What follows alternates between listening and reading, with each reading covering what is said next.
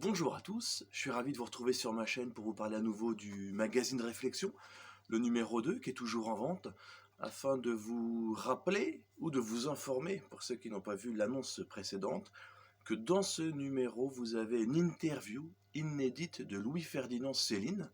Pourquoi elle est inédite? Tout simplement parce que l'interview a été composée pour la création de ce numéro. Donc Louis-Ferdinand Céline, bien entendu, n'étant plus disponible pour le moment, n'a pas répondu lui-même, ou presque, puisque l'intérêt de cette interview, donc exclusive de Louis-Ferdinand Céline, c'est que les questions qu'on lui a posées, il n'a jamais pu les entendre.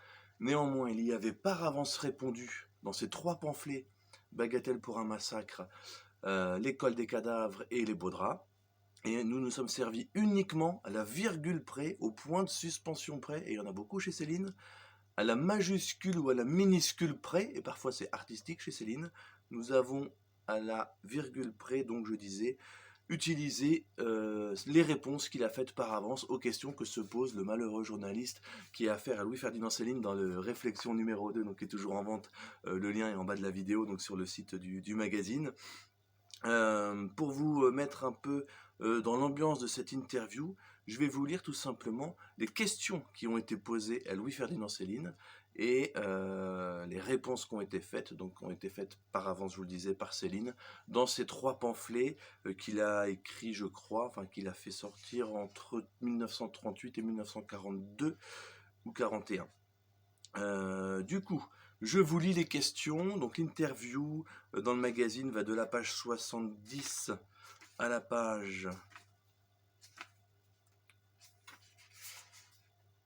82, donc il y a 12 pages d'interview inédite de Louis-Ferdinand Céline. J'espère que ça vous plaira, et pour mettre vos lots à la bouche, voici les questions posées par le journaliste, un peu déstabilisé par le franc-parler de Louis-Ferdinand, à une époque où le politiquement correct n'était pas ce qu'il était aujourd'hui. Première question posée par le facétieux journaliste. « Cher Louis-Ferdinand, admettez-vous qu'Adolf Hitler soit un fou et un criminel, et qu'il faille à tout prix se débarrasser de l'Allemagne nazie ?»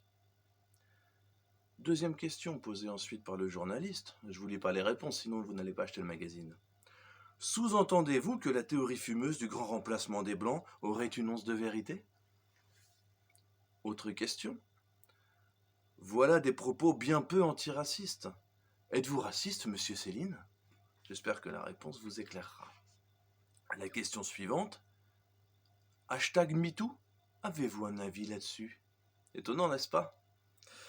Décidément, vous en avez après les Juifs, qu'est-ce qui vous dérange tant que ça chez ces gens?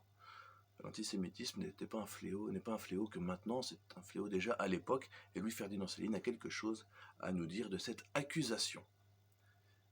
Le journaliste réagit. N'exagérez-vous pas, vous laissez entendre qu'une guerre totale est en gestation. C'est là qu'on voit aussi le Céline prophète. Là, je spoil un peu les réponses de Céline, mais vous vous en doutez bien, il avait prophétisé la guerre du monde entier contre l'Allemagne d'Adolf Hitler. Le journaliste enchaîne. Seriez-vous réellement peiné par une défaite d'Adolf Hitler dans le cas où nous serions en guerre, ce qui est loin d'être sûr? Pas beaucoup de pif, ce journaliste. Et d'ailleurs, il réagit à la réponse de Céline en lui posant cette nouvelle question. À vous entendre, on penserait qu'une guerre contre la folie hitlérienne serait une guerre contre l'ensemble des Blancs. Est-ce encore une exagération de votre part?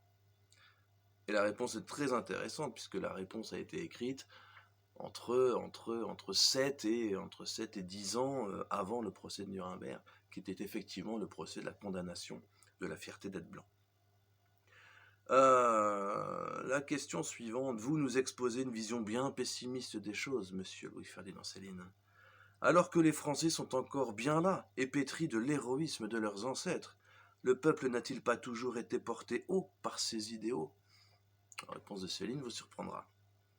Le journaliste enchaîne, suite à cette énième réponse, et dit « Le lien de cause à effet est douteux, l'antiracisme a toujours été une valeur positive. » Eh bien, l'antiracisme était déjà un fléau dans les années 30, et Céline nous en parle avec brio.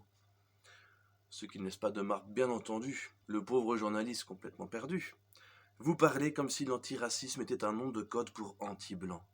Pourtant, C'est tout à l'honneur des Blancs, non? Question suivante. On revient à l'antisémitisme.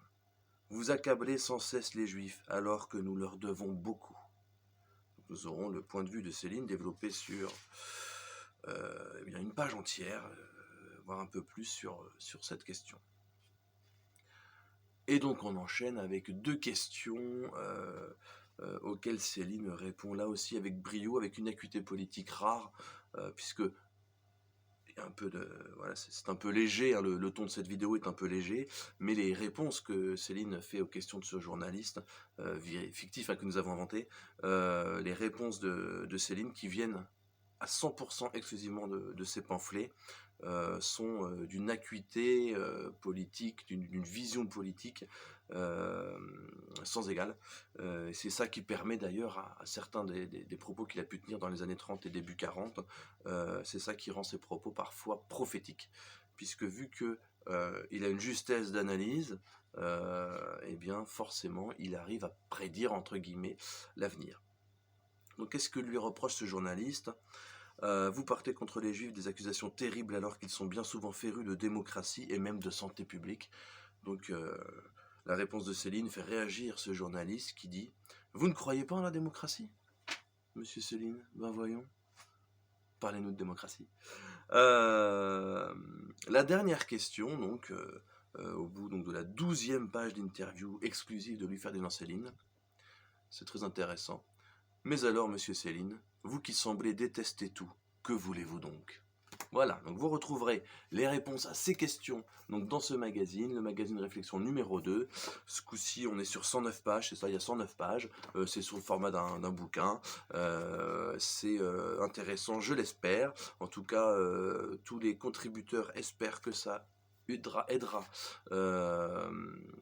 que ce sera plutôt utile à vos réflexions, que ça vous aidera à y voir plus clair sur certains sujets, et notamment sur ceux qui ont été abordés par le journaliste, donc dans cette question, dans cette interview exclusive de Louis Ferdinand Céline.